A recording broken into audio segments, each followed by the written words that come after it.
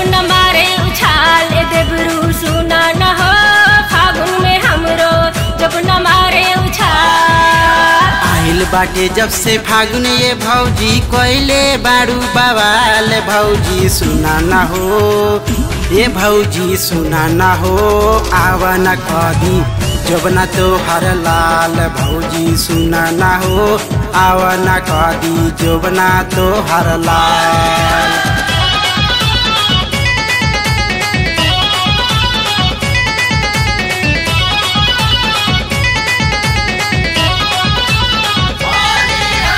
भैया हो तहरा चल गईले बहरा राती में आवे न निंदिया हो लाली रोवेला बाली रोवेला रोवेला माथे के बिंदिया हो।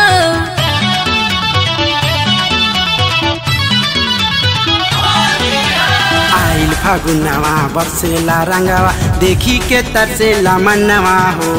आसो के होली में सुनाई भौजी अहे ना तोहर साजनवा हो भैया के असरा छोड़ा रंगवा हमके लेवे डाल भौजी सुना न हो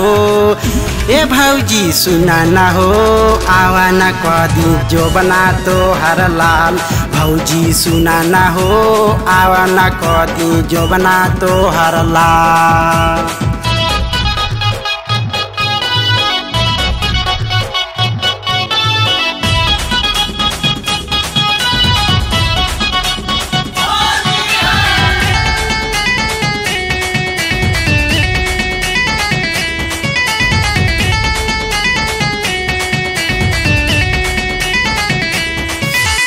नाना ए देवरू डाले न दे हम कारा जनी परेशान हो बाड़ा कताई देव जुठियाई नैहर के बचल समान हो।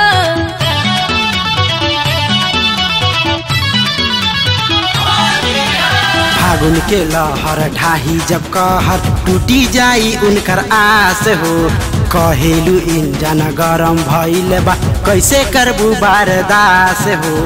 देखी के तोहर गरम जवानी रंजित बारे बेहाल भौजी सुना न हो ए भौजी सुना न हो आवा न कदी जोबना तोहर लाल भौजी सुना न हो आवा न कदी जोबना तोहर लाल।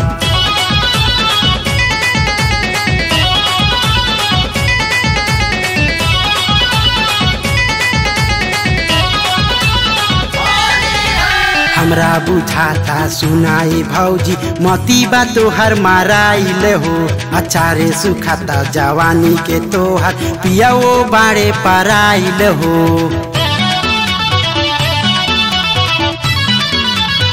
ए हो देवर तनी मारी पिचकारी चोली दा हमरा बिगाई हो